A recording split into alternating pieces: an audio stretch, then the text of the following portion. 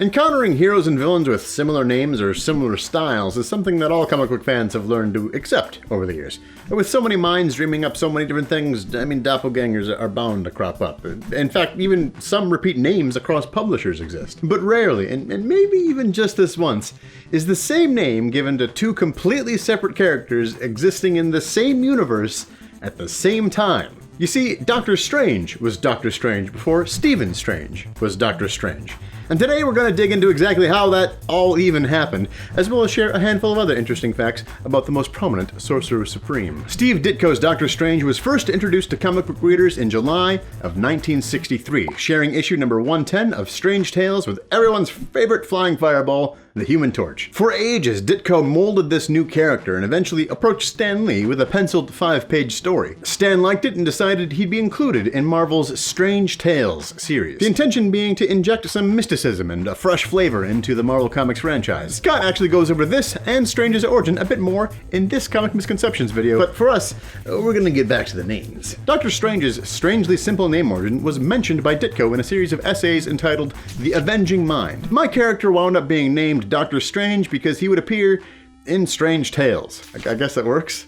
Until we look at what Stan Lee wrote in this 1963 letter. First, interestingly enough, Lee shared that he originally decided to call him Mr. Strange, but thought the Mr. bit was too similar to Mr. Fantastic, and so he granted Strange a PhD at the last minute. But it's what he says immediately after this that most piqued our interest here at NerdSync. Now, however, I remember we had a villain called Doctor Strange just recently in one of our mags.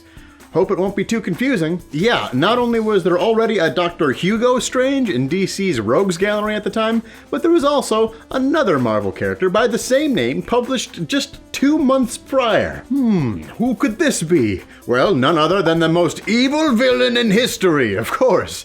Featured in Tales of Suspense issue number 41, entitled The Stronghold of Doctor Strange. Here we follow Iron Man in what is pretty much my favorite Golden Age issue ever, and you'll see why in a second. Now, you see, Tony Stark is a total softie for sick and orphaned children, so one afternoon he figured it'd be a great idea to put on a show for them.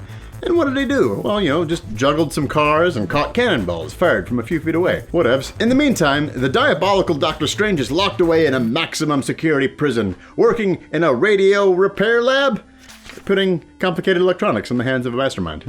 What could possibly go wrong? So the supervillain does what supervillains do and creates a mind control contraption that somehow specifically targets just Iron Man and emits ultra-frequency radio waves from his prison cell. Next thing you know, Iron Man is barreling through doors and walls to rescue the Doctor. Cause science, the ultra-frequency radio waves, they just target Iron Man. Science. I'd also like to quickly note that Iron Man actually exclaims at one point, "Doctor Strange must have cast a hypnotic spell over me." That's a heck of a coincidence with the spell thing. So after Iron Man comes to his senses, Doctor Strange retreats to his private island under the protection of his force field, to which Iron Man naturally pursues by being shot out of a torpedo tube, which somehow allows him to quickly burrow underneath Doctor Strange's compound and destroy the generator. Hooray! But also, oh no! That drains all the electricity out of Iron Man. What will he do? Well, as it turns out, simple flashlight batteries can be used to charge Stark's armor. Voila! Science. In the movies, he needs an arc reactor, but, early comics, just some D-cell batteries. It's good. The villainous Doctor Strange eventually manages to get away, to once again battle Iron Man. Never. Because this was his only issue. Probably because of today's Doctor Strange, and honestly, it's a little disappointing for the most dangerous foe ever to challenge Iron Man's might. I mean, at that time, it was only the 3rd issue of Iron Man, so I mean, at that point, they weren't wrong. So, yeah, now that I think about it, maybe Stan Lee just really liked the name and wanted to give it to someone bigger than a throwaway villain. It is believed then that because of this, Ditko and Lee chose to spell out the word doctor whenever possible instead of abbreviating it to further differentiate our Sorcerer Supreme from the others.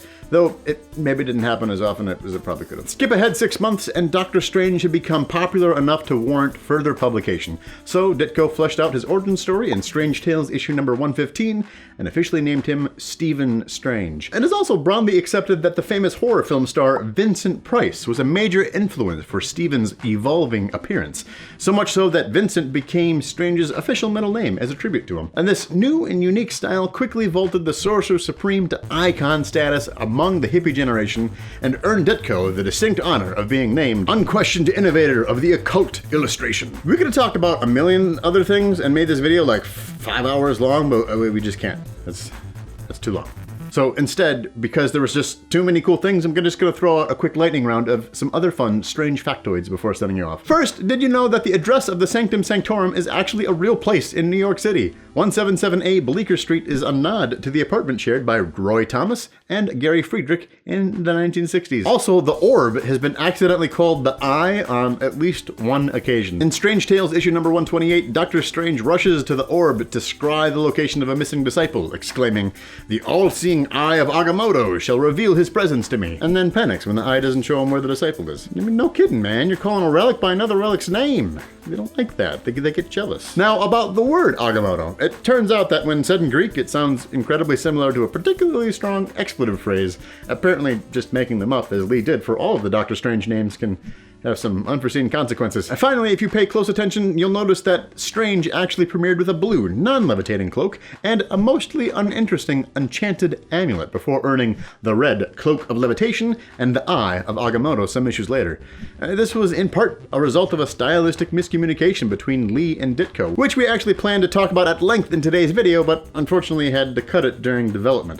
If you're curious to see some of what we had prepared, we're going to share it over on our Patreon. That wasn't actually super lightning speed. Sorry. Hey, for once, I was actually able to see the film before our video was posted, and can I just say, barbecue chicken breast is great. He's really, really great in the movie. So if you want to check out the awesome Doctor Strange video Scott did on Wednesday, click this video right here. And if you like this show and NerdSync and you want to watch the whole playlist, click right here. And if this is your first time with us here at NerdSync, click on our logo to subscribe so you don't miss out on any of the videos we have coming at you each and every week that explore the art, history, science, and names behind our favorite comics. Once again, guys, this is DK. I'll see you next time.